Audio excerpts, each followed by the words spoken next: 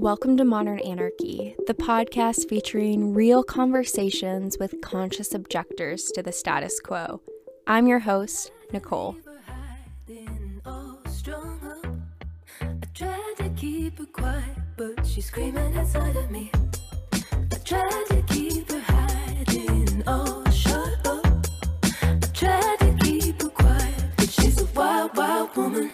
On today's episode, writer and activist Dean Spade joins us for a conversation all about liberating our relationships from patriarchal and capitalist understandings of connection. Together, we talk about building community outside of the nuclear model, choosing to be uncomfortable in order to live more, and feeling powerless to jealousy.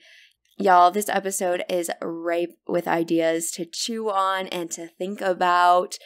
I think one of the big things that I'm taking away from this conversation with Dean is just the reality that this is a long journey, right? Society gives us so many problematic notions and scripts of what it means to be in connection. And as we start to process that and see those things, there's a lot of shame and guilt that can come up in terms of feeling bad for engaging or not being aware or never feeling like you've figured it out completely. And I think that's part of the journey, right? In many ways, we are fish living in the water that is patriarchy. And sometimes it's hard to even see that because it's just the air that we breathe, right? And so in that, having compassion for yourself and for the multiple ways that all of us are going to mess up and all of us are going to fall flat on our face, because that is what it means to be human. And in that, I want to invite you to have curiosity as Dean and I talk about the multiple ways that society has constructed what it means to be in connection.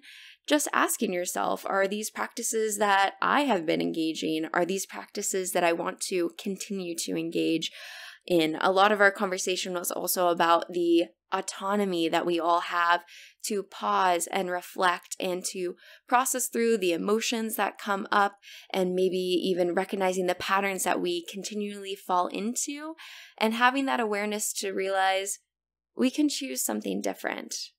And that's one of the beautiful things that also makes us human, right? Is we fail, we mess up, and also we have the opportunity to keep growing and to keep deciding what things are in alignment with your values and what things are going to bring you joy and reduce harm and bring more love to the people around you.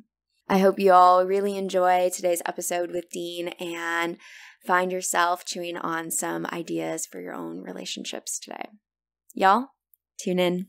So then, is there anywhere you want to start this conversation or just dive into it?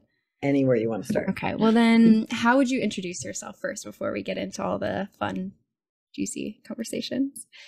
Yeah, I live in Seattle. My paid job is that I'm a professor, and my life work is about, this question of like, how do people make transformative change and what are the obstacles that get in the way and what are the counter moves of our opposition. And so I spend a lot of my time like just studying like what social movements have done and are doing, and then being part of social movements to end police, prisons, borders, patriarchy, war, etc. Yeah. And I know we were talking a little bit earlier about how all of that relates to the new book that you're writing coming out. Could you tell me more about that? Yeah.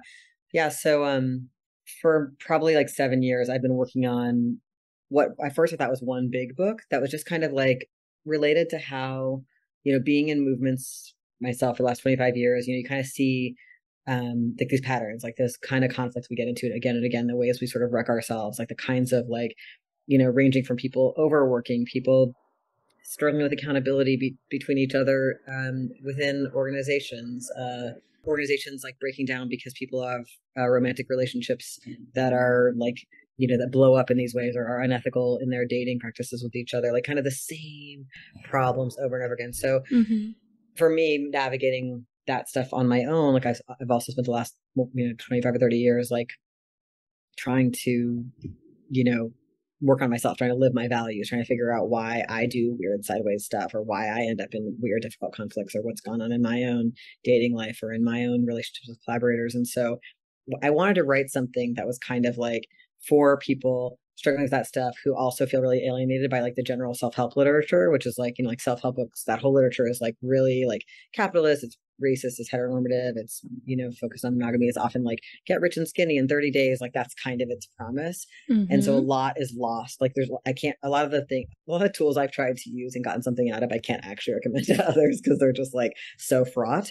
And so basically the project was like, could I capture some of the things I think are useful and interesting, but put them in a more radical framework? Like, can we talk about how we overwork in our movement orgs, but acknowledge that capitalism, white supremacy, and ableism are surrounding that? That's not just because like we're bad workaholics at an individual level. Or can we talk about the dynamics around like romance and sex and the romance myth in our lives in a way that actually is feminist and like, acknowledges this is structural? And so yeah, basically I'm working that project for a while, and it became so long that it's actually multiple books now. And the first one that I kind of broke off, the first chunk that I broke off that I think will be in the world first, is about like sex, dating, romance, friendship, like some of those common patterns that we see in ourselves and our friends, and like some like tools that can be useful for dealing with them. And I've done a couple webinars with a little bit of the content in the last couple of years with Fireweed Collective, and they're online.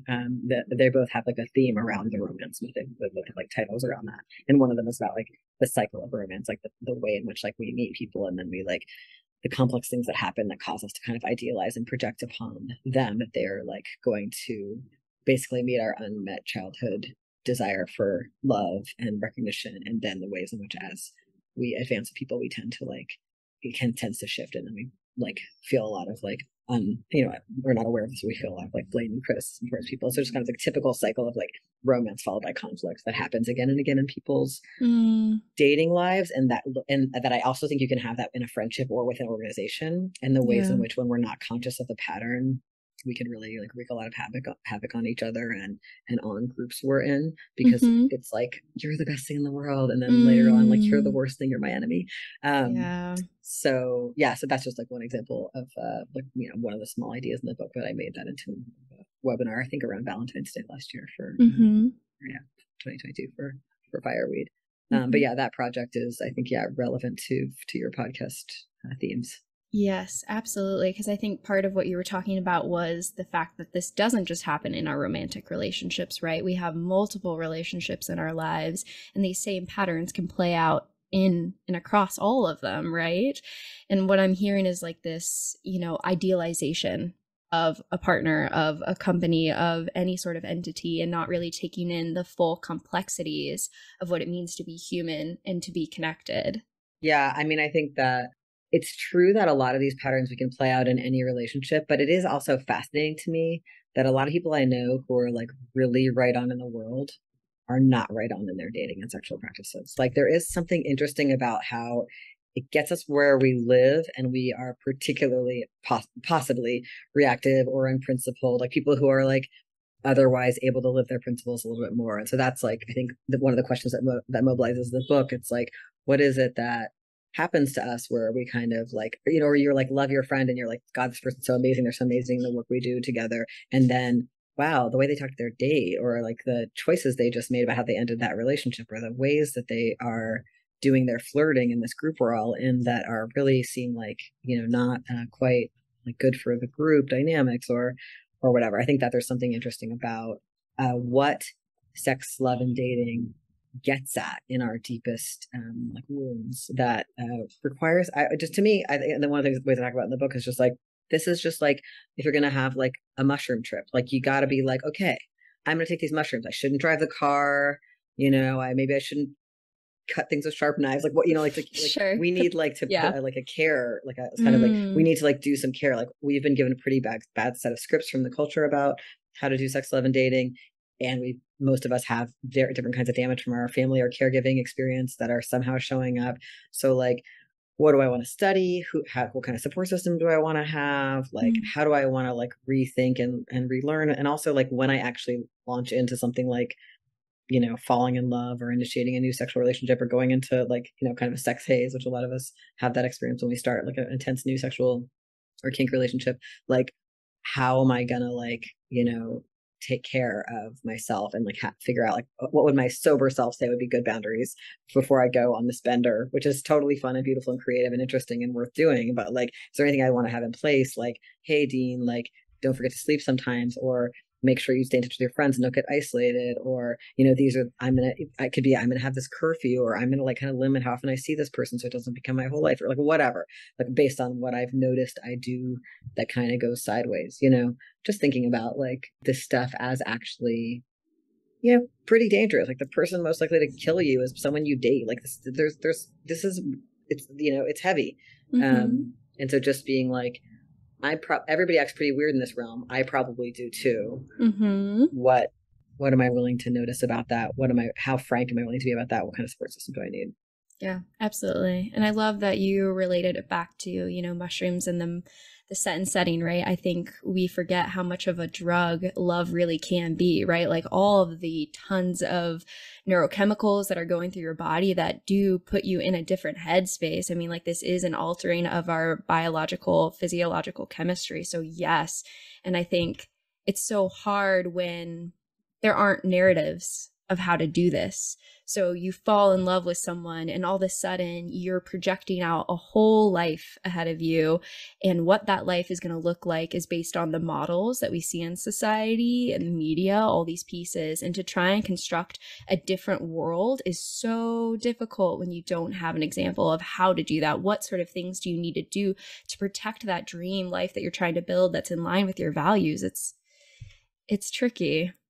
Yeah, and what do you even want? I mean, I think this is very similar to like from my experience of being trans, is that like I couldn't have become like a queer and trans person if there weren't other queer and trans people. So I could like who created space by just being their like freaky, amazing, gorgeous selves. Where I was like, oh my God, I can be that weird. Wait, I can be that weird. Like we're social beings. Like we need each other. And so I think that's similar with relationships. Like being able to find out that there are other ways to have experience of family, or that you can have like a very intense love relationship with somebody and decide not to blend them with your friends or family, or you can decide not to, like, you don't have, you know, or you can decide you never want to live with anybody. You can live with someone and then decide you don't want to live together anymore, and it doesn't mean you're de-escalating the relationship, or just like these, you know, you can really, really, really care and love somebody without being monogamous with them. I mean, these basic ideas that are just like actually really radical, and people have just been told, you know, the relationship escalator, people have been told like these are the markers of connection, and if you're not into them, if that doesn't feel right to you, you can be so easily peer pressured to do that, because your lover can be like,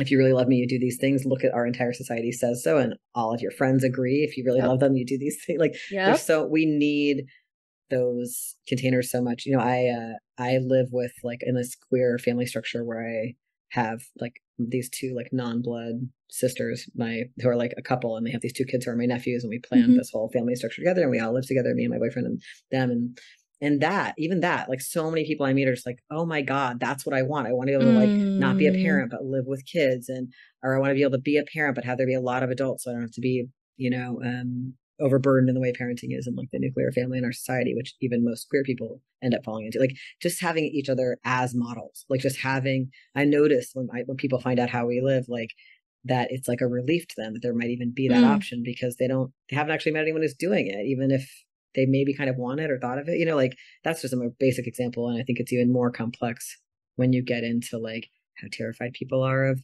jealousy and of change, that no relationships are permanent, all like when, you know, with all the levels of talking about open relationships and sexuality. Yes, absolutely. I feel like part of this is the fact that we are lacking community so much so in our relational worlds, at least where we're at currently with the, you know, patriarchal influences that created marriage, property, the idea of the nuclear family, and then that sort of system. And we're starting to see how that's not working, right? And so now we're in this state of trying to find like how to relate and create community in a way that allows us to be free in all of our wondrous selves. But you're so right, there aren't examples for how to do that.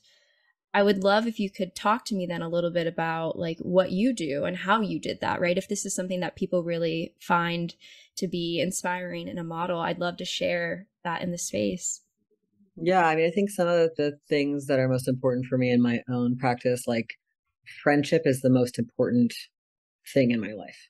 Like I personally believe that friendship is like the most relational space in our society, because love and family relation like sexual love and family relationships are so fraught, like are just so weighted, and people are so reactive in them. And friendship is the place where I've found myself most likely to be able to give and receive like honest feedback and really grow, like have friends be like, hey, that's what you're doing isn't working, or it's affecting me in this way, and actually hear the big change. Like I just noticed that again and again. And that also has happened to me in family and sex and dating relationships. But I really think that friendship is like also like kind of a weird subversive thing in our society. Like the kind of like straight conservative culture that I grew up around in rural Virginia in the 80s was like, I thought there was an idea that like it was almost like you had friends in high school and then you got married and then you hung out with your spouse and their blood family and your blood family, and that was it forever. Like friendship was almost like a sign of immaturity, or like people didn't like a lot of,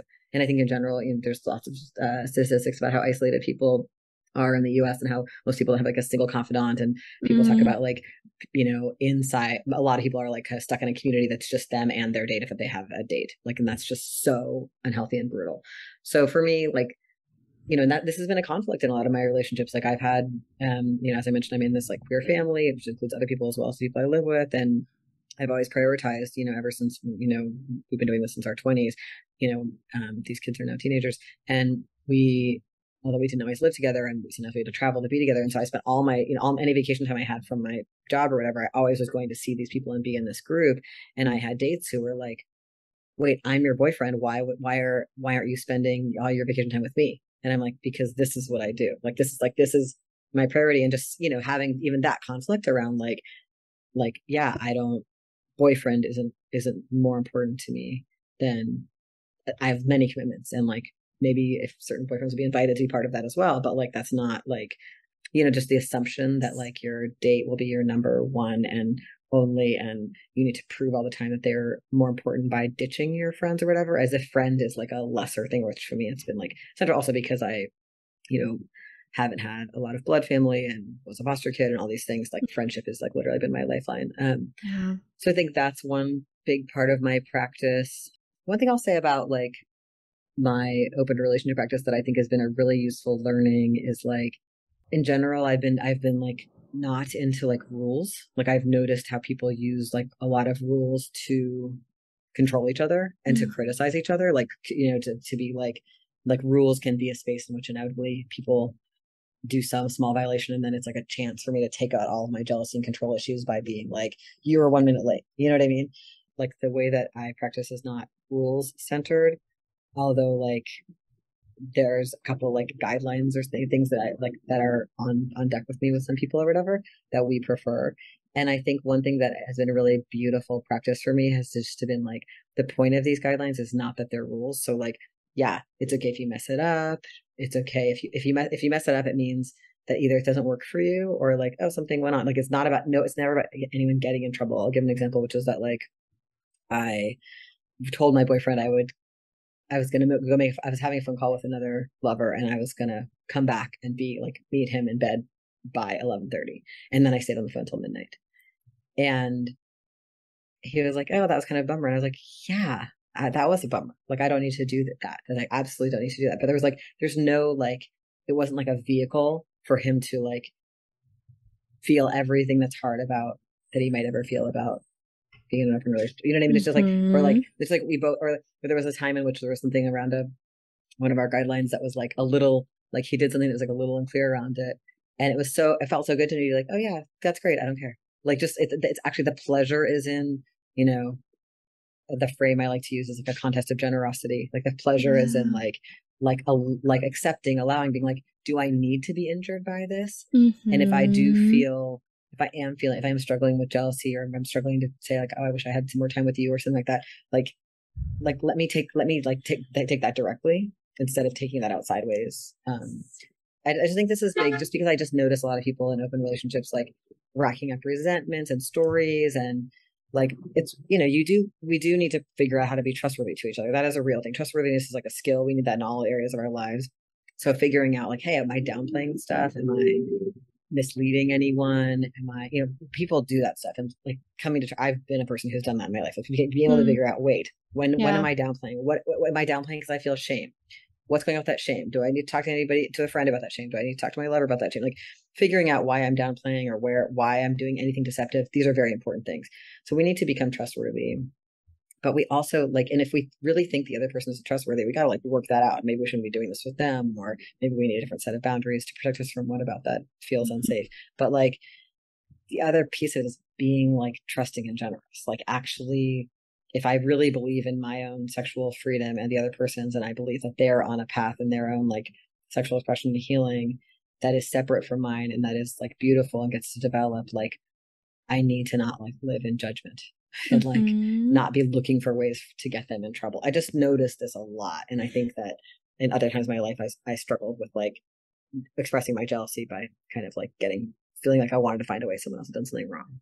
Sure, which I think makes sense if you feel, your partner might feel insecure in that dynamic, right? Of you're talking to a lover on the phone, and then here's this time where you said you were going to be back at 11:30, you came back at 12, and if we don't feel secure enough in our relationship at that point, you say, these thoughts don't come through consciously. I feel like these are the unconscious thoughts that are running through that maybe we don't even realize of like, well, clearly I'm not important to them, so they don't really care about me. Clearly that other person is way more important. And so then when you come back into the room, they say, well, why'd you do that? And using that rule against you as a way to kind of say, I feel insecure that you spent that time with that person. But the thing is, like, it takes, I think, the emotional awareness to recognize that feeling, then to pause and not to lash out through like passive aggression, whatever sort of tactics afterwards, and say like, hey, I feel insecure because you said you'd be back by 11:30 and it took more time, and I feel like I'm not important to your world. Can we like talk about that so that we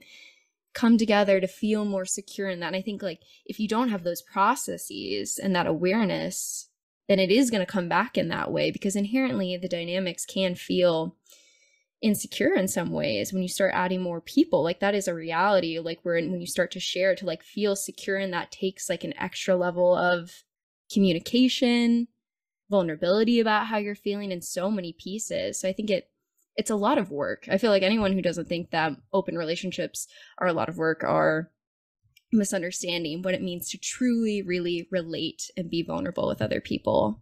Yeah, I mean, I think the thing you just described, it's like come back in the room and the person's like, hey, that didn't feel good that you were half an hour late. Like, I just think most people actually don't have any practice with forgiveness. I actually think it's incredibly rare in our society. People mostly build stories about each other. Your coworker, your family member, people are like, haven't had the experience of being like, most people also are not good at apologizing. So like it all comes together. I think that's like a really like the real question of like, can someone say, hey, sorry, I did that. And can I let it go? Or am I holding on to it and looking for evidence of a pattern and making a pattern about it? Right. The thing about what you said about how, when you are open and you're sharing, it is more insecure. Like, I think there's something really deep about that. Like that desire to control, like that desire to own my partner or date or whatever, lover, to like, it's so intense, like deep capitalist white supremacy stuff. And it's like, and it's really, it really lives in me. I feel that. And it's, for me, it was this decision, like, because I've been in and out of monogamy at different points in my life. And it was a really big decision to just be like, would I rather be uncomfortable in which way? Like both things are a ton of work and both things are uncomfortable. So would I rather be uncomfortable, kind of knowing that we're like to some degree, like limiting our sexuality, and I'm like limiting some of the things that I'm curious about or want to express or learn or heal in that, in order to have like kind of the peace of not having to, in my case, like feel jealous and or feel like I often also have feelings of like, am I doing something wrong? Am I doing something wrong? Am I doing something wrong around being in a relationship? Like I just like assume I'm doing something wrong if I'm having a good time or whatever. Shame stuff. I mean, I'm on this planet to like be alive. I do tons of things that are uncomfortable, right? Like I'm trans in the world. I'm radical. Like whatever. I take certain risks. I've chosen to take for a really long time. I've chosen to live more instead of be like safer, but in a smaller box. And it's like, not to say that it's always pleasant. And I will say too, that like you mentioned like emotional awareness as being like part of it. Like, I definitely think that like that is kind of the missing piece that leads to so much conflict in our world and such relational problems. But like, to me, I have a strong relationship to meditation, and the whole experience of what meditating is in my experience is like just being able to like notice what's going on, like, hey, look what's going on, like I'm having this reaction, I'm having this kind of thought, and like learning to do that more and more. And so there's like that like millimeter of critical distance between me and my emotion. So I'm not just like, I just had a feeling of jealousy, now I need to yell at you. It's like, oh, look, a feeling of jealousy just went by. Do I need a hug? Like, can I take care of this? Can I take care of myself in whatever feeling comes up? Not just be the feeling. And that I just think like in a society in which people are super distracted, have almost no time to reflect or no time in solitude, everyone's like in, you know, in their phones every minute that they're not actually at work or, you know, caring for someone. Like there's not a lot of people are not getting a chance to like have that kind of relationship to when emotions pop up. Like it's instead like, let me get away from this by looking at Instagram or, you know, using a substance or whatever we all shopping, whatever we all do to kind of get away from ourselves, which is now always available. And I worry about like how hard that makes challenging radical practices like being in relationships. Yes, 100%. I am so with you. And I agree that a lot of this ties back to mindfulness, of that ability to have enough space from the emotion, recognize that we're not our emotions and that we have the autonomy to decide how we want to show up, not invalidate the emotions, right? Like we never like ignore them. I think it's important to remember that these emotions that are coming up are pointing to something that you need or want. And like taking that moment to like sit with them of like, okay, like what is this emotion pointing me to that I'm craving? Like you said, do I need a hug? Do I need reassurance in this connection here? And I think another thing that at least I have struggled with was like this feeling that my most authentic self is actually feeling into those emotions, like this sense of like romance and relating, that like the way to show up is to actually like when that comes up, feel it, share it, like all of that sort of stuff. And like even taking a step back from that to recognize that like letting go of that full like emotions that come up, like that is not authentic relating. I think authentic relating comes back to mindfulness, awareness of our thoughts, and choosing how we want to show up in relationships in a way that doesn't invalidate our feelings, and it allows for more connection. Yeah. I seem to always date people who don't experience a lot of jealousy, and I do experience a lot of jealousy, and so it's really easy for me to just be like, I'm a bad person. You know what I mean? Like I'm wounded, I'm flawed, I'm damaged, blah, blah, blah. You know, I have these issues from my childhood, whatever. And my practice, of course, is just to be like, yeah, Dean, you may always experience jealousy. Did you act like a dick to anyone? No, then it's fine. Like it's like my job is just to not act it out, and I don't. I think I feel like I'm doing a pretty good job of like not pointing it at people, and instead either, you know, taking care of myself or seeing what helps me and relieves that by getting support from a friend or going swimming or whatever things to do, or sometimes talking to the person about it if it's like, hey, I want this kind of reassurance, but like it's my responsibility, it's my feeling, it's my wound. And it's like, and to just be like kind to myself about it, because I think when you try to suppress feelings, they do come out sideways, and that's when you're like giving someone some kind of like unnecessary criticism or being withdrawn or numbing out or whatever. And I think like, you know, I want to like be actively in these things, and if I choose to do it this way, this includes this set of feelings, and that I hope is a healing opportunity. And I have seen over time that by like choosing to approach it with this kind of compassion and care and like kind of experimentalism has reduced it. Yeah. Which is like amazing. Like I wasn't sure that was possible, you know? And then I think that's the security that can come through open relating, right? Like it is inherently insecure, I think, because of the malleability of the dynamics and the flow that is inherent to them. But I think once you're doing that practice of, you know, acknowledging where you're coming from, acknowledging the support that you can get from other people, like that inherently becomes really secure in this beautiful, like flowing way that I really find, beautiful. Yeah. I mean, the thing you're saying too about like the fact that it's like less secure because it can change, like there's something about that I think I often am just like, yeah, this is reality. Like if the people I date, we're all dating other people or whatever, it's possible that like I'll be dating you and you'll meet someone and they're really compelling to you, and I see less of you. Like that actually may happen. You may even be like, decide to focus on them in such a way that we don't see each other anymore. Also, even if you're in monogamy, the relationships can end. We've all done that. Relationships can end, period. They end, things change, everything changes. So you can't stop changing. But also for me, this like politically, this is about this relationship where like the state form itself wants us to have relationships that are pretend to be permanent, because the state form itself pretends to be permanent. Like the idea of the nation state is that it is permanent, even though, of course, all countries start and end. But the story about permanence, and that we should affix ourselves through marriage to the state, and that we should, and it's the whole fairy tale of like happily ever after, like that there should be kind of like an unchanging. And this is also, I think, they're like romance books and stuff. All of them are like, it's like, it's going to be like early romance and all of this hotness, and it's going to be that way forever between these two people. People find a lot of disappointment. It's very painful because disappointing, and there's lots of conflict about that. So like, what if instead we actually noticed the reality, which is that everything constantly changes and nothing is permanent, especially in humans, human emotions, human relationships. And we were like, wow, I am on this ride. I just am. I don't get to not be on this ride where everything changes. So I'm going to like find out what there is for me on this ride. Like, wow, like what do I learn by the fact that I get to change? I don't have to pretend I'm only attracted to the one person I ever, since we met, I felt exactly the same way, because actually that's not how it is. Or I don't have to pretend that nothing has shifted and grown. And also that can mean that things can deepen or widen. Like it's not only loss, that you're not always in whatever it was when you first started. Like I think I was talking to one of the people from Fireweed Collective after my Romance Myth webinar, and the person was saying that they feel like part of the romance myth is that like relationships are not allowed to mature, that like it's supposed to always be just like it was in the first, year, however long that period is for people.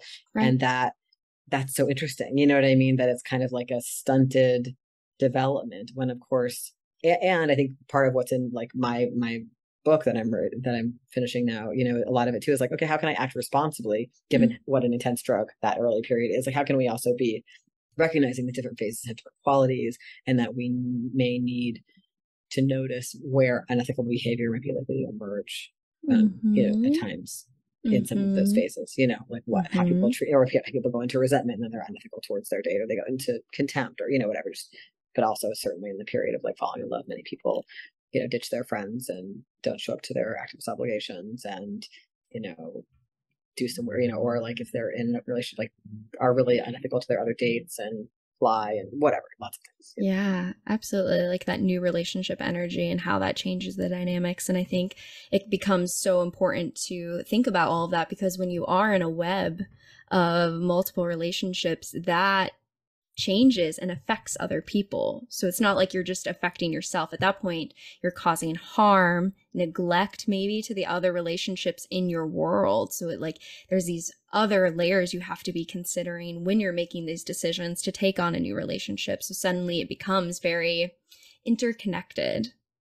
Yeah. And also, if you took on a new job, that might happen. Yes. And if you got sick, it might happen. And if you got pregnant, it might happen. So also not like, I think that the other side of it could be that we could I think some people also try to make open relationships secure, like monogamous relationships, like promise me nothing will ever change.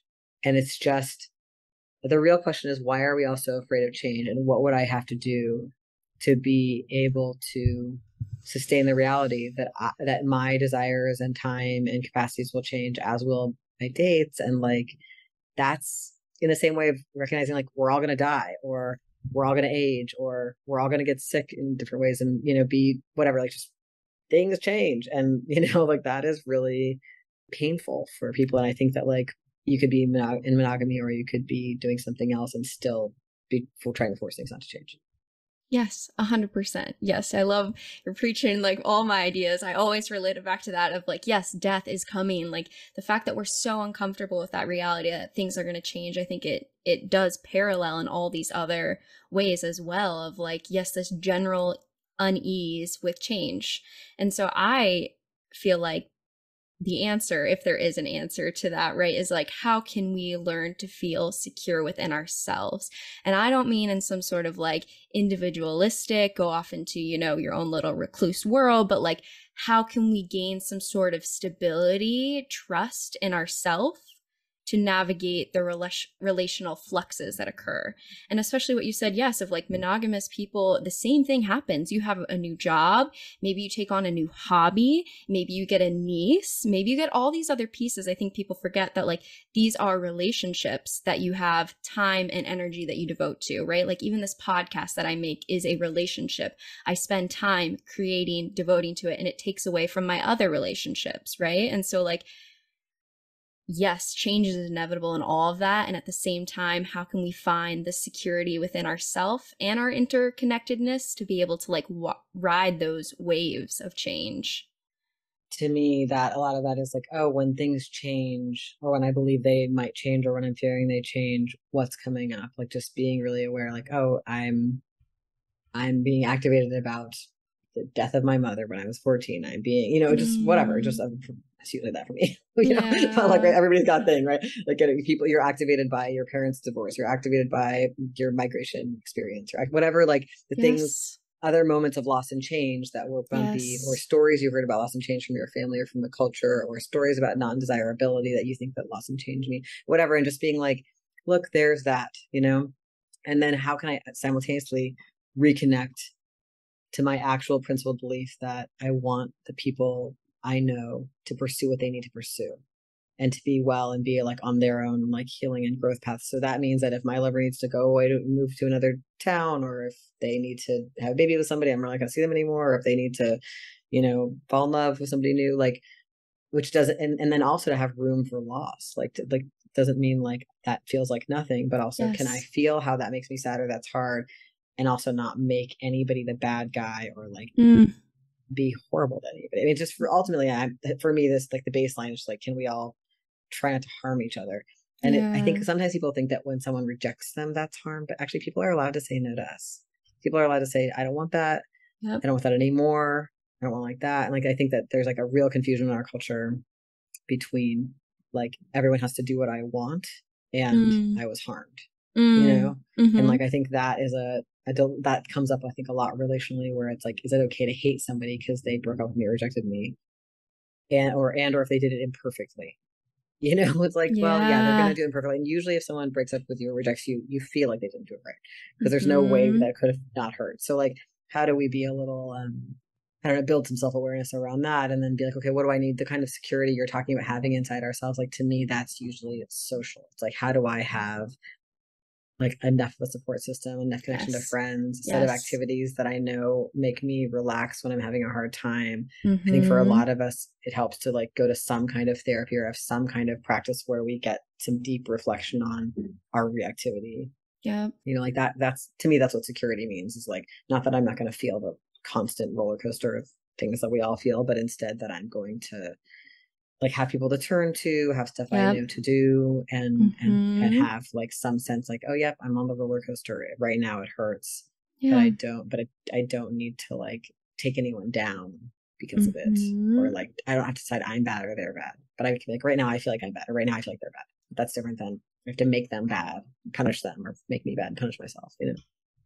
Yeah, because it's much harder to hold the reality of both. It is so much easier to just be like, no, they're a bad person. They're horrible. That's why this happened. So, fuck them, and that sort of energy, versus holding the duality. That's so much heavier of like, wow, the way that they just broke up with me was incredibly painful, and I am sad, and I am grieving all of that.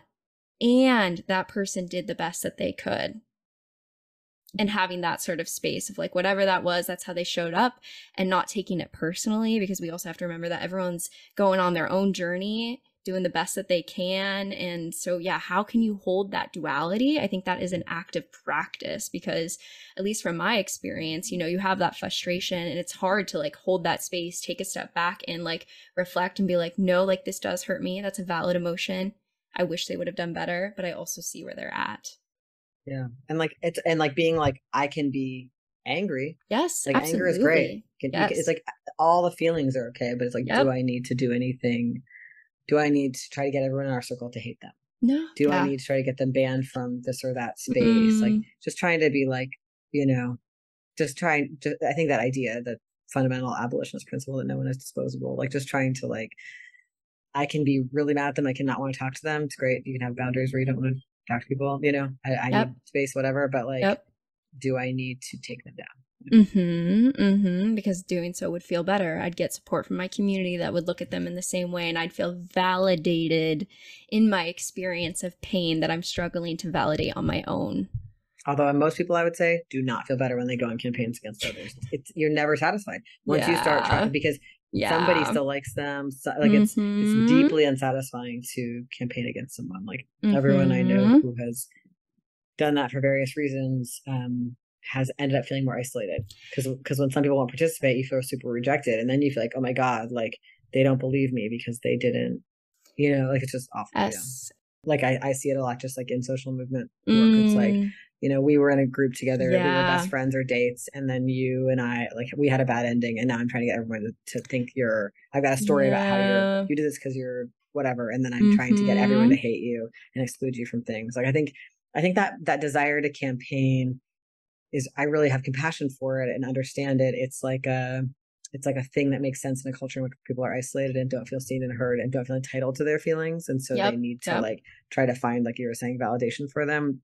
But I think it's one of the more dangerous tendencies in our movements that produces like a kind of conflict that's really enduring, where it's like the whole community has to line up. Are you on, this side or that side? Or where if you don't do what I want you to do about the pain I experience, then now I also got a label for you. Yeah. So I'm saying that person did it because they're sexist. Now I'm saying you're sexist if you don't do everything I want to exclude them. And it just becomes these like massive rifts, and it's not actually stopping bad behavior. It's not stopping people from being like actually sexist, racist, ableist, etc. in our movements. Like we need some, some other approaches. And it feels very like, it's like, I think campaigning is what we do when we feel actually very alone. It's like very individualized, Yeah, to gain people so you don't feel alone in that suffering.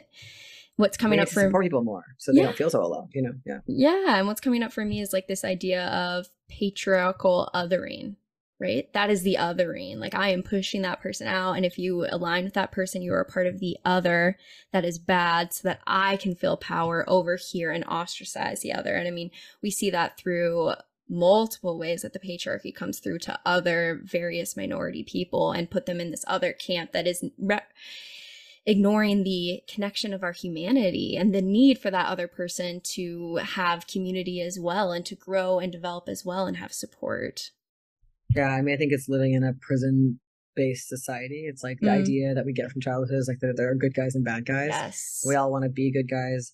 We all want to identify bad guys, and like doing that feels like a life and death matter. And so then, I think a lot of people experience their internal, it's very subconscious, like, this like kind of like deep binary in that way. And so it's like, when you're with me, you're a good guy and you can do no harm, and that I'm actually not saying, oh, hey, the way you said that actually hurt that person's feelings. I'm not giving you enough feedback when you're on my good guy list, and when you're my bad guy list, it's like you're dead, you're canceled, and like that emotional dynamic, I think also is how we're seeing ourselves at the same time. It's like, oh my god, I did one thing wrong, I'm the worst person ever. Or it's like, I'm the best, I'm the worst. It's like this, people toggle between grandiosity and self-hatred, not all the time, but like on hot topic issues within themselves. And like, it's like, how do we, I think a lot of what you're saying is like about like, how do we hold complexity, and how do we have like the nuance that like, I mean, one of my favorite 12-step slogans is, I'm not the best person, I'm not the worst person. It's like, yeah, we're all just in here muddling around, and everyone else is too. And it's not surprising that we all make mistakes a lot. And the qualities we need to cultivate are the ability to give and receive direct feedback, the ability to apologize, the ability to forgive. Like these are profound qualities that we are terrible at, because living in a prison society teaches us not to use those qualities, but instead just to like have people either on a pedestal or, put them in a cage. Right. And I think what you're hitting on is so important about how those then come internal. I'm thinking about Foucault and how those turn these ideas into yourself. So then, yes, you see yourself as good or bad person, rather than the complex human that you are, that we all are, that can make mistakes, that can hurt other people, that can be a leader, that can be so compassionate. And we can hold both, because that's what it means to be human, is to be able to do both, and to then use mindfulness to choose how you want to show up in the world. I think like that's why I hope we can come to that space of being able to see that duality and hold that duality. Yeah, I mean, I think I worry that some of the community dynamics in like, polyamory or open relationships or whatever these kind of communities we want to talk about can actually reinforce perfectionism and shame. Like if we're like trying to perform it perfectly publicly and not have any of the feelings we're not supposed to have. And I think that stuff can just feed right into that same mindset within us, and cause us to behave poorly, like to each other, and do sideways shit because we can't, because we're not perfect. Yeah, which makes sense when you're a minority wanting to be that model, wanting to be that perfect, example of what it looks like, because society doesn't accept us already. So let me show you the best of what it is.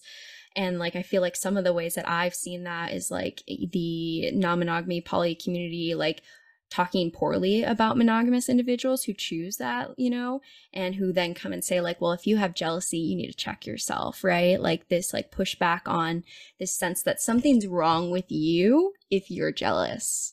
I mean, also, if we believe in consent, we cannot judge people for being monogamous. Like I don't want to create a new society in which you're bad if you're monogamous. Like we just flip it. Like the whole thing with consent is I want people to actually do what they want. I want them to be celibate if they want to be. I want them to date and fuck a million people. I want them to date and fuck one person or whatever they want. Like the whole thing is if you don't feel like you're in choice, it's not going to go well. Like you're not going to have the experience you're trying to have. And it's not going to be good for the people you connect with. Like, and so the idea that, I mean, the thing I've always felt about this is like, you can hurt people terribly and be wildly irresponsible in polyamory or monogamy.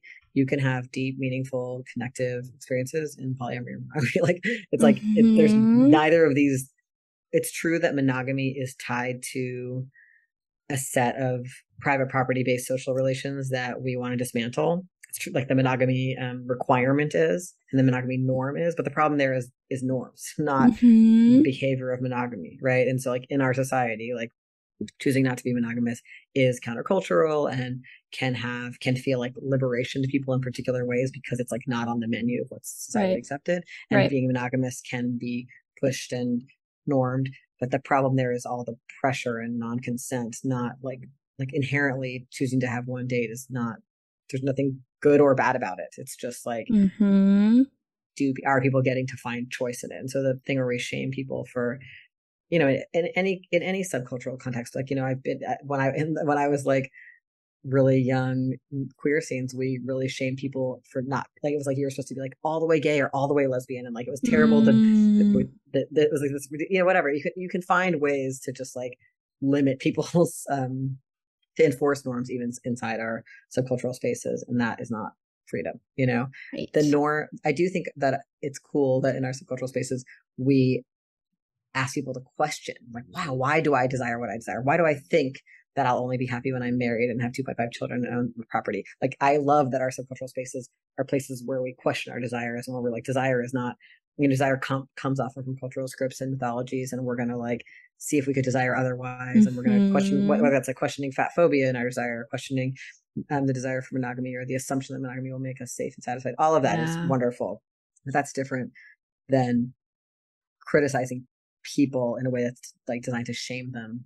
Like that's shame is like liberation rarely comes from shame. Right. Yes. If that's just going to push someone further into a space of lack of curiosity, right? When you shame someone, defenses come up, and that is the opposite of what you were just talking about, of curiosity, asking questions, exploration. And so, shame is not going to foster that in people. So yes, if anyone hears that alone, just like try to work on letting go of the shaming of others. And I think some people want to help people expand, but doing it in shame is not the way to do that. And I appreciate what you said about like, yes, monogamy comes from like a patriarchal structure and all these other pieces. And I think that's worth examining, right? Like, I have nothing against people who choose to do, monogamous dynamics. It's something I've engaged in at times and go back and forth in some sort of whatever feels good flow, relationship anarchist way for me. And I think some of the pieces of that I do like to call into question are like some of what we talked about earlier, like the concept of emotional fidelity, right? Like the concept that you can't have deep, emotional, intimate partnerships with other people than your monogamous partner. That sort of stuff I call into question, because I think that that sort of relating is not necessarily now about the monogamous dyad. Now we're talking about relating to your whole community. Like that inherently, I think, should be questioned. Yeah. Yeah. And I think, I mean, that thing that I was saying before about how centrally I value friendship, but just like, Yeah. I really think that like my primary belief that maybe is where I would say like the most interesting thing to me about relationship anarchy is the like the non-hierarchy, the like, you know, like I get to think I have all these different friends, all these different relationships and possibly different lovers or whatever who all, you know, and family members or whatever who have or different people I want to there's not one person I want to connect with everything about, right? Like the person I want to talk to about like my new intellectual project, maybe this person, and this other person I really want to connect with about art, and this other person I really want to talk about like our shared family history stuff, and like the idea that I should do everything with my boyfriend. And that, I mean, it was really significant to me when my dad died that I brought my like dearest old friend to his funeral, not my boyfriend. Like that was who I wanted to have there, and that my boyfriend like took no offense to that. Like there's like we just have a sense and feeling that there's no reason we need to do everything together or be everything to each other. That illusion is not part of our relationship, and that feels to me like so essential. And that thing you're describing about like that emotional fidelity, that story that you should be in this community of two, you know, is so, it makes people just so isolated and miserable. And then it makes that relationship so miserable because it's like, of course you can't be all things to me. You're not like, we have a set of shared overlapping interests and then also things that are different, which is what makes us interesting to each other, that we're different, you know, like it's so frustrating to see people expecting that and to see people like then move in the world only as couples, which is just like, to me, like, you know, rarely like safe or satisfying, you know? Because, dare I say, it goes against our nature. We are social beings. That is just a reality that we benefit and grow in connection with other people. And so, yeah, to close all of it down, to say the only one relationship that I'm going to find intimacy is here, that is a burden on that relationship that will, like, you know, like a fire, when you don't give it oxygen, it won't breathe. Okay. So like, that's exactly where I'm always at, of like, regardless of whether you do polyamory, monogamy, relationship anarchy, I think one of the biggest things is like coming into more relational intimacy across all of your relationships, and in whatever structures allow you to feel safe in that and secure to continue to build, go for that, do that. But trying to place all of your relational needs on one person will fail. So true. Is there anything you feel like lingering? I feel like we've had a really good conversation about relationship anarchy, challenging the status quo of what it means to be connected. I don't think so. It's really fun to talk to you. I don't often talk about these ideas in this way. It's fun. Yeah. Oh yeah. I mean, I could keep going. This is what I write about. So yeah, it is fun to get to have like someone else who like shares the same space. I think one of the things, if you have more space to chat, do you feel like, okay. Yeah. One of the things I find interesting about relationship anarchy is like the deconstruction of the monogamy, non-monogamy binary itself. Will you say more? Yeah. I mean, that mode in a binary is a reflection of the patriarchal structures that place romance and sexuality at the top. That say how I define my world is going to be a monogamy or a non-monogamy, right?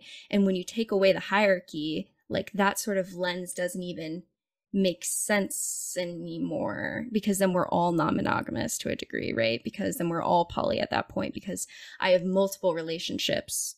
Because polyamory isn't just about romance and sex.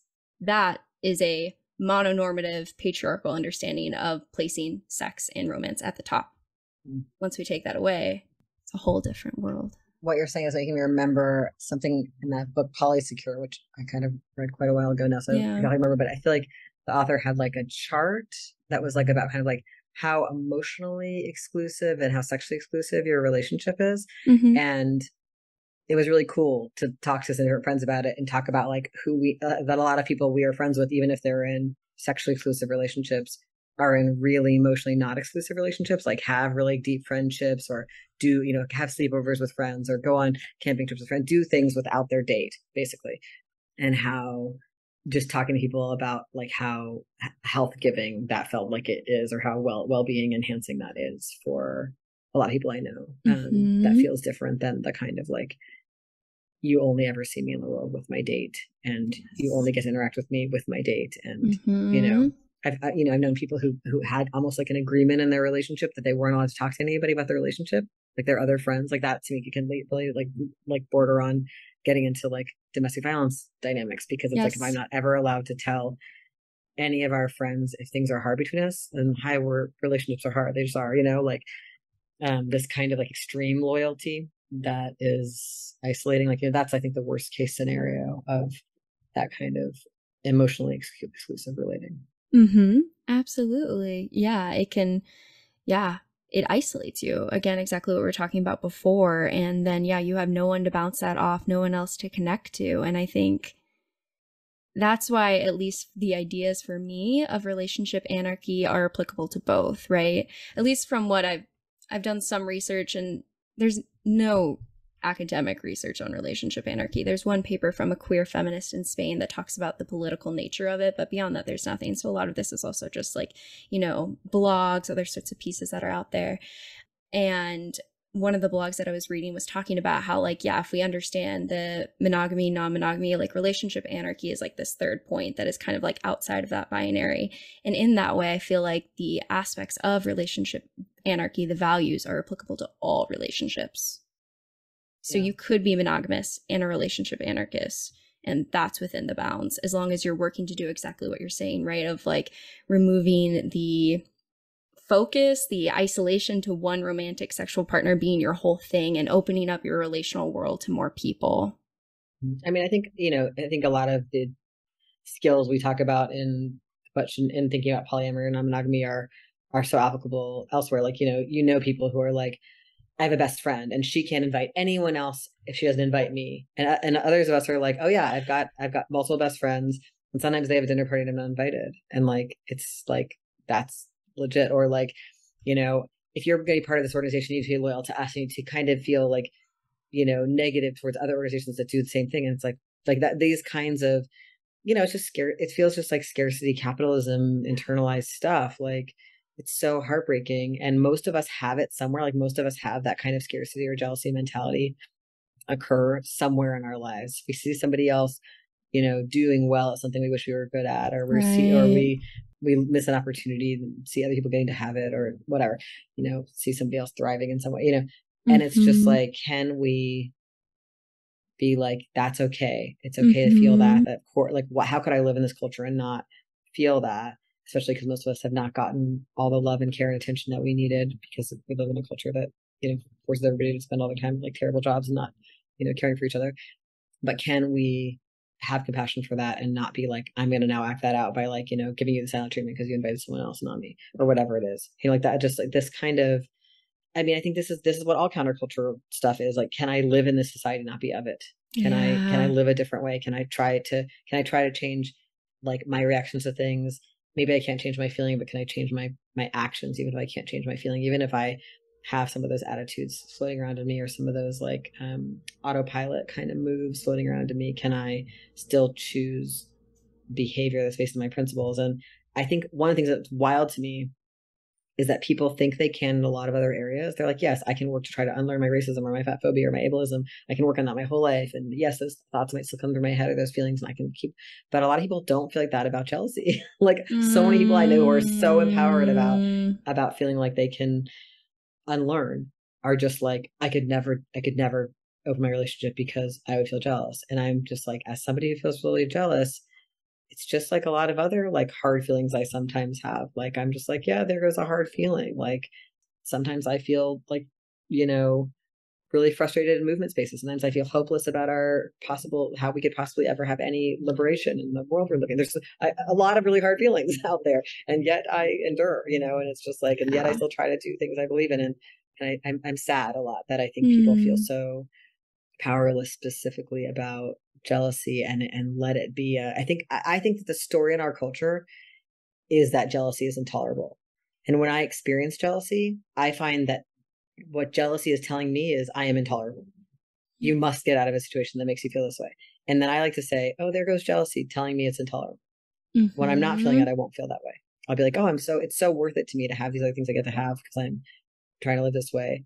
And also sometimes I feel the uncomfortable feeling of jealousy in the same way that like I experienced the uncomfortable feeling of people's transphobia, and I've had a lot of really terrible transphobic things happen to me, and it's still worth it to be trans. Like I would Right. not change it for anything. You know what I mean? Like Mhm. I would absolutely never go, I would never live in what seems like a very uncomfortable small box so that I could avoid, Right. so I just think it's just like all of our other liberation practices. Like, yeah, it's we're choosing discomfort and just knowing that you have that. So I don't think everyone needs to do that, but just to get out of the story that I absolutely cannot, which feels like a Mhm.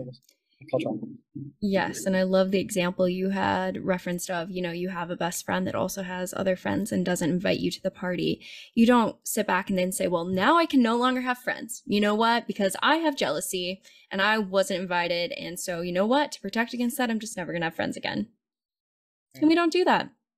And I think what you're talking about is, yes, how like the cultural script within our world is that if you have that sort of jealousy, it's a reason to not potentially open up your monogamous relationships to any other structure. And even, I mean, the emotional fidelity gets me. Like, take off sex off the table. Just like let your partner have other deep, intimate relationships. I mean, that makes people, just as much as the best friend, feel inherently jealous. And we work through that jealousy with best friends. Why can't we do the same thing with our partners? I think the word I often use for this is like aliveness. Like, I want my own aliveness to be enhanced my whole life. And I want the people I love, their aliveness, and all people. And so if my partner is, or my, I don't really use the word partner, but if my one of my dates or lovers or boyfriend or whatever is taking a dance class, and that's making him alive. And now I'm like, feeling like, oh, I wish I had him back on Wednesday nights, or why is he, whatever, I wish I could dance or whatever. Like, can I shift from that? Or if he's having amazing sex with somebody, or if he's falling in love, or if he's doing a new art practice, like it just like, how can I notice that sometimes someone else's aliveness feels like a threat to me, and then say, but I believe in cultivating each other's aliveness, so I'm not going to follow that and try to limit and control another person. I think that drive to control is so central. I just thought of like another couple ideas from the book project that I thought might be interesting to you. Yeah, tell me. One is like, I do think it's interesting for us to notice how we are using sex, love, dating, etc. Like, if we are having a relationship to it that does become like compulsive. Like for me, the word compulsive means that like I feel like I can't start doing things I wanted that I know I want to do, and I can't stop doing things I know I want to stop doing.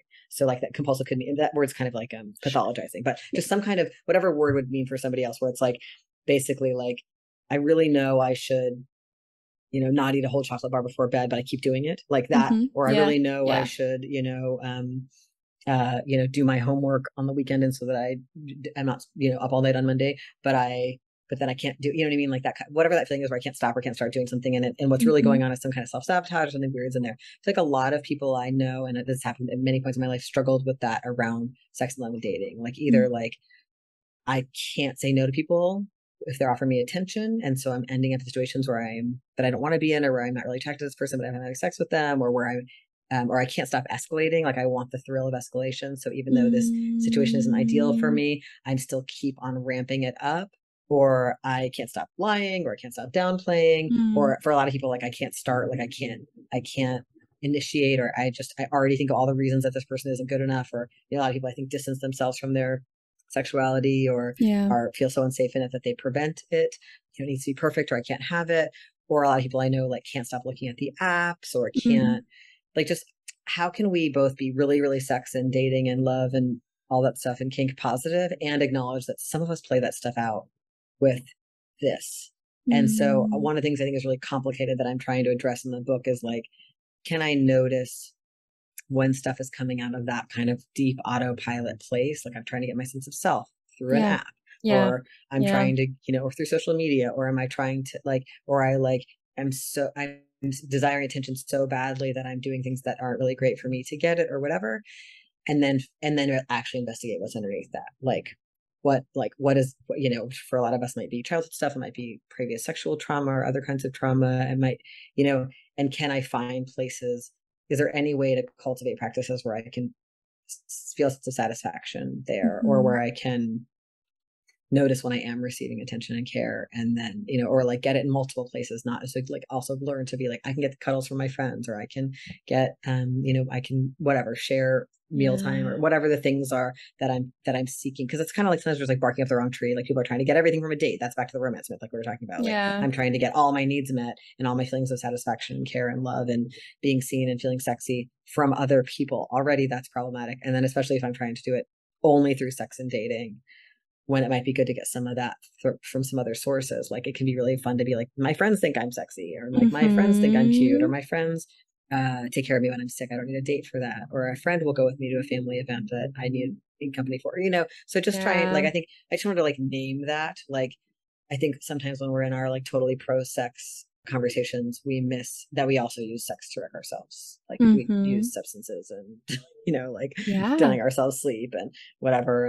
And so how can I be both like totally pro sex and anti shame and let myself tinker with that balance in my own expression and experience? Yeah. What I'm hearing is like this awareness of when we're having a want, a need that could take on different shapes, right? Or ignoring a want or need in terms of saying no to sex and other stuff like that. Like, what is the thing that we're wanting, right, out of that dynamic? I mean, so I'm a sexual assault survivor, and that was something that was definitely really tough for me, of like being able to say no in dynamics that I didn't want. And so like, what was I wanting in that moment? I was wanting security. And so in that moment, being willing to give up my own personal safety to have security in this dynamic, rather than potentially saying no and facing the unknown response of the other person before me, right? So like, I feel like, again, it comes back maybe to that like mindfulness piece of like, when we're having these desires to go on the apps, and like you said, like a donut, like all these other, or at least that's my one. I always talk about donuts. Like you might have said chocolate bar or something. But when we're having these desires, taking a moment of mindfulness to pause and try to assess, like, where is this coming from? Is this the best desire for me? Is it aligned with my value system? And then being able to have that moment of autonomy that comes with the reflection, the pause, to then decide how we want to show up. And obviously that's harder said than done if you're in compulsory habits that have taught you, like we have neurological systems in our brain. When you've done a pattern, you get the dopamine and it hits. And so then just like any sort of drug or other connection, you can want to have that same sort of repeat. And so I think it gets really difficult when you have that repeated pattern. And then to break that, kind of like a drug of anything, to take that moment and pause and say, like, what am I actually craving in that moment that I'm replacing with this? Yeah. And part of it is that one of the stories of the romance myth in our society and like mythologies around sex is that like, oh my God, this desire is out of control. I can't help myself. And so one of the ways that works is people will do stuff like wildly, cheat on people or break all their agreements and be like, oh, I was shot with Cupid's arrow, I couldn't help it. Yep. And that's bullshit. Like we get to choose, and we are choosing and discerning people. And I think in the area of sexuality, people will do really, and that's also how people justify things like stalking others or sexually assaulting people. Is like, oh, I was overcome with desire. Like that whole rationale is actually a pro rape culture story. So we want to really say, no, actually, if I think I can't control this, what's going on for me? If I think I cannot stop. And so, one of the things I have in the book, which I think is maybe a little controversial because it feels like could be understood as like anti-sex love dating, whatever, is I have like a 7-step process for de-escalating a crush. Because sometimes you are like, you get crushed out on someone and it's actually not the right time, place, or person. Like your employee in an environment with a lot of power dynamics, and it could be actually that inappropriate and harassing, or you realize that maybe this crush is really, really hardcore and emerging because you have some other stuff going on that you're trying to avoid, but it would actually like really wreck you right now to pursue it. And so you want to like not be tortured by it, or be able to like admire the person and enjoy that, but not have it be like an obsession, whatever. And I think that like just a lot of what I can't remember what the 7 steps are right now, but a lot of them are about noticing, how do I stoke an obsession and how do I turn it down? So I might stoke it by listening to the songs over and over again that remind me of the person, by like looking at pictures of them again and again, or by remembering this thing they said to me, or by making unnecessary contact with them. Like one thing I've noticed is that if I want to have a connection, not escalate, I need to not engage in electronic communication. I like I love words. I'm, so like if I'm engaging in like texting or emailing with somebody and it's got a flirty vibe for me, it's gonna like just go up, right? So like there's just things like, it was like, of course I want to keep escalating, right? But but even just having discernment, like sometimes like this is not the time to escalate this thing. Like just, so it's okay. Like we don't have to, and there's a kind of also scarcity story about sex and love and dating in our society where it's like if you get a chance to have some, you should go after it at all, at all costs. Who cares who gets hurt? And so like I would just say all this inside the container of being like pro sex, pro everybody having these experiences, but also like just not having a belief that I'm out of control and can't make any decisions, because then that can just justify like harming myself and others. I think it's just, there's a lot of nuance here because we do live in a shame-based society. But I think I've been in a lot of subcultural communities where we're just like, we're so pro sex, we're so pro all of this, that we never acknowledge that also it's good to have the skill to sometimes like not do things, Yeah. I mean, when you're talking about being worried that it might be not pro sex, I was thinking of, other metaphors that might put it into a similar context of like, like I'm pro ice cream. I really am. It's great. It's delicious.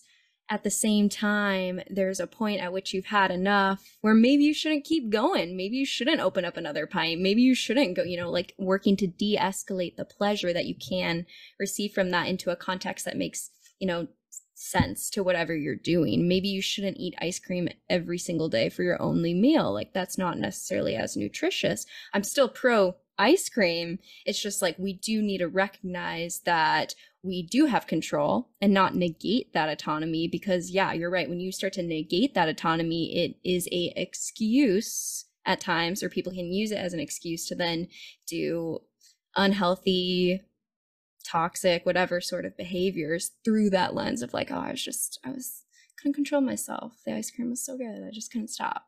And I think that's negating the reality. And I mean, in that context, also seeing, there's people with patterns of relationships that have modeled unhealthy dynamics before. And so like we might be falling into that, myself included at times, replaying out dynamics, and in that sense feel that lack of control.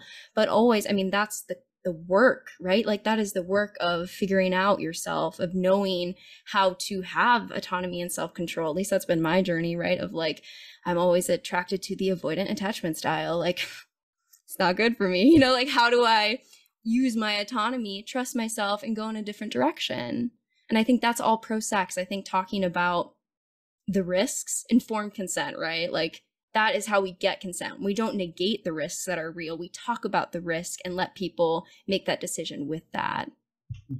I think also like what you just said about how you like avoidance, it's like the partner choice thing, like it's really hard to feel like we have any control in that. Yes. But actually, it's like, I love alcoholics. Like, I mean, no one, it's like, if put me in a room, I'll find that whoever's an alcoholic in there is like the sexiest person to me.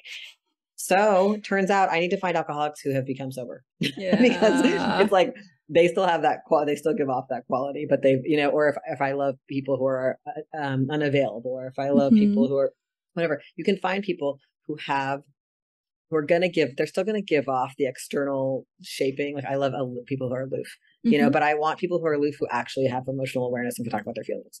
They may not have started out that way. If I met them when we were 25, they may not have been able to, but I want people who have done the work. And so that I still get the packaging that I find sexy, but I'm like, I have some standards about like how much nonsense I'm going to put up with these things that I love. I'm no longer going to date like people who are like actively ruining their lives with alcohol. It's just not fun.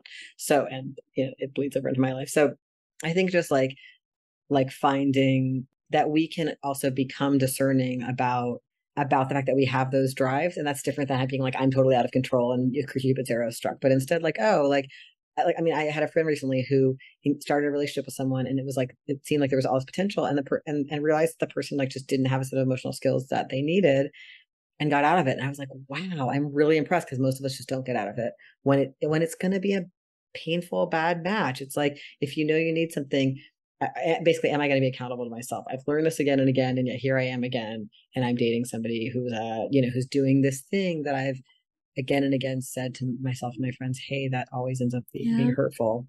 So just like feeling that, like you're like what you're still describing, the word autonomy, like feeling like, oh, I have enough capacity in myself to be a chooser instead of to just be like, oh, Cupid's arrow struck and now I'm going down this road of misery. And, you know, all my friends are like, oh God, there he goes again. You know, like we're going to be supporting Dean through this again, you know, like, Yeah.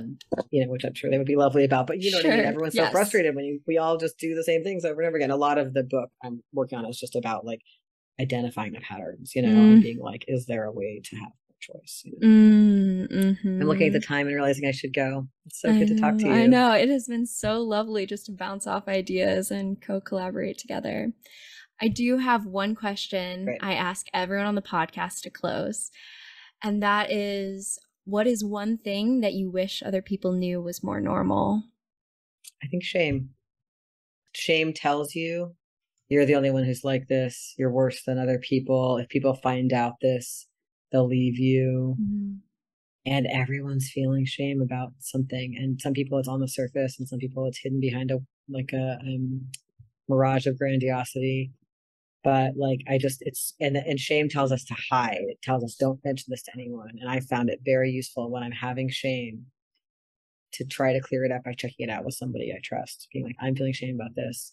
And it almost always reduces it some. So I wish that like, and also I think for years and years, a lot of things I felt I didn't identify as shame. It would have been helpful if I sooner could have known, oh, that's shame talking right now. It's shame telling you you're too much. You shouldn't have done this. You shouldn't have done that.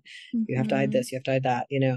And now it's still there with me, but it's like, it has less power to poison, I think. Right. You have a different relationship to it. You see it now and are able to respond to it. And I think that's, at least for me, this is where mindfulness always comes back, right? Like even in meditation, you get frustrated, like, why am I struggling to meditate? Like, you know, and it's like the more you engage with that, the deeper you go into that spiral, rather than like recognizing the shame for what it is and taking that moment to know that now you're awake. You see it now. Like good, you see it. Now you can go in the direction that you want to go to, which is opening up to other people about it, letting go of that, rather than like, why do I feel shame? It's like, okay, let's move through these emotions with compassion. And acceptance. I mean, I think also just like a lot of things are not going to change. I might feel shame my whole life. I feel anxiety. I might feel, I mean, you know, it's like, just like I might have chronic pain. It's like instead of like desperately trying to figure out how not to have it, like, it's like, I'm going to take this good care of myself. And also like, this is life with these things. These are the wounds. These things actually happened to us that gave us these wounds. And that kind of like acceptance, I think, is so relieving, as opposed to I need to become somebody who doesn't have this damage and, you know, all of that stuff. Yeah. Life comes with all of the joys and the pains, and that's the reality. Yeah. This has been so lovely. Is there anywhere for people that you'd want to plug so that they can find your new book, connect with you? Yes, my new book is not out. That's the one we're talking about today, but all my other stuff is at deanspade.net. Sweet. But truly, it has been such a pleasure to bounce off ideas with another theorist and have this space together. Yeah, really nice to meet you. Thanks for doing this work. Of course. If you enjoyed today's episode, then leave us a 5-star review wherever you listen to your podcast. And if you're a part of the Anarchist community, then follow us on Instagram or nominate a guest for the show by sending in a letter to modernanarchypodcast@gmail.com. Otherwise, I'll see you next week.